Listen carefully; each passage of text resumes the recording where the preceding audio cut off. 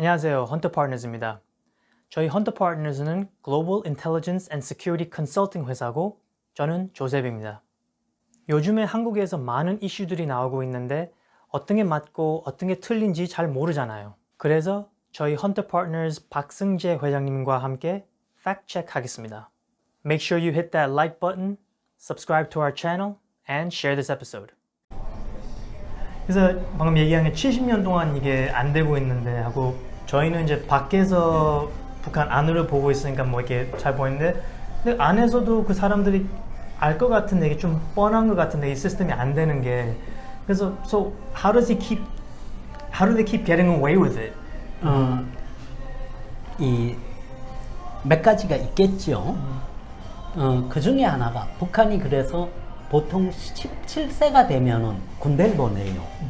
10여 년 동안. 그러니까 그런 이슈에 가장 민감한 시간을 군대에서 보내게 만들고 그 다음에 북한은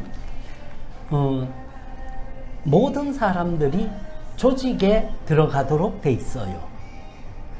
그래서 이 각 조직에서 세뇌시키는 거죠.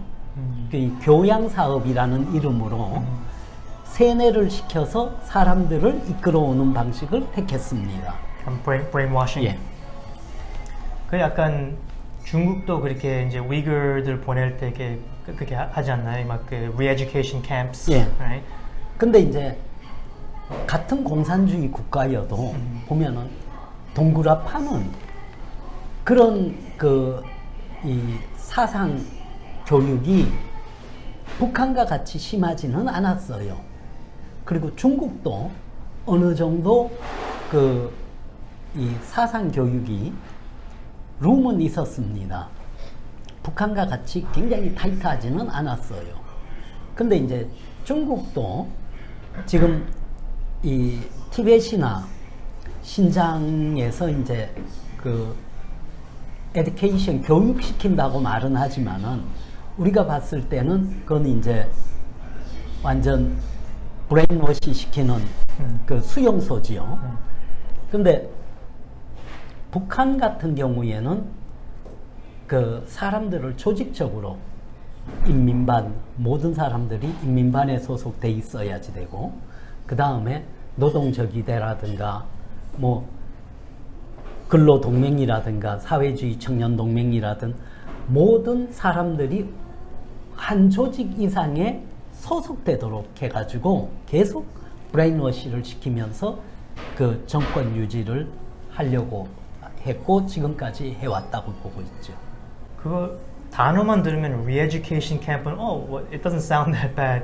근데 거기서 실제로 막 어떤 conditions가 어떻게 이렇게 있는 건가요? 이 중국하고 북한하고는 굉장히 다르죠. 그러나 중국 같은 경우에는 이제 신장 같은 경우는 이 몇 가지 나눠서 이루어지고 있다라고 해요. 그리고 이제 그 중에 하나가 보통 이제 중국이 이야기할 때 인종 말살 정책이라고 그러죠. 그래서 이제 이 위구르 여자들이 위구르 사람하고 결혼해서 애 낳는 것을 막는다라는 의미도 있는 거고 또 하나는 이 위구르 사람들 캠프에서 강간당했다는 그 레포트가 보고가 굉장히 많이 있어요. 그 다음에 이제 또 하나의 중국이 사용하는 방식 중에 하나는 유전자 조작과 관련된 의학적인 그 연구 활동이라는 이름으로 이 인권 유린하는 경우죠. 뭐냐면은 처녀나 이 여자들에게 그 배란기 때 그 배란 증폭시키는 주사를 놔요. 그럼 더 많아질 거 아닙니까? 그럼 이제 그걸 샘플을 채취를 합니다. 이게 어디에 사용되나 하면은 줄기세포에 활용되는 겁니다. 그러면은 보통 그 줄기세포 한번 그렇게 하면은 이 주사를 한번 맞으면은 많이 배양이 되잖아요. 근데 처녀가 만약에 그렇게 할 경우는 이 부작용이 생길 가능성이 굉장히 높아진다고 합니다.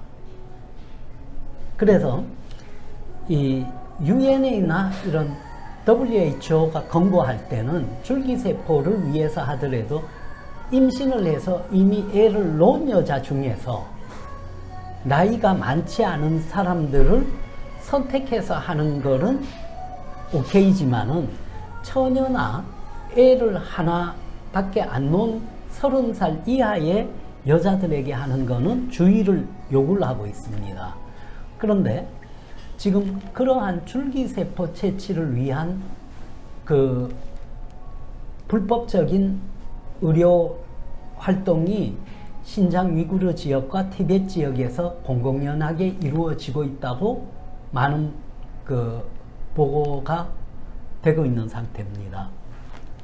So re-education camp 아니고 약간 torture camp라고 보면 돼요. 아, man. 그러면 다시 이제 그 North Korea 그 economy 쪽으로 오면 예. 다시 오자 하면 그 North Korea's economic system의 그 priority는 그러면 어떻게 되나요?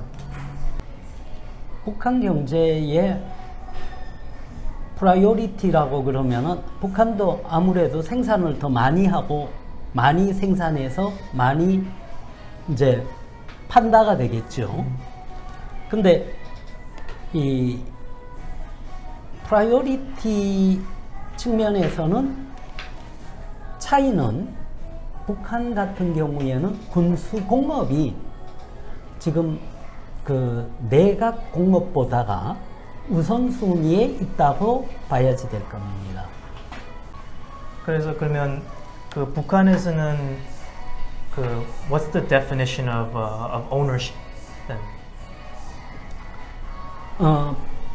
오너십은 집단적 공동 소유라고 봐야지 될 거예요.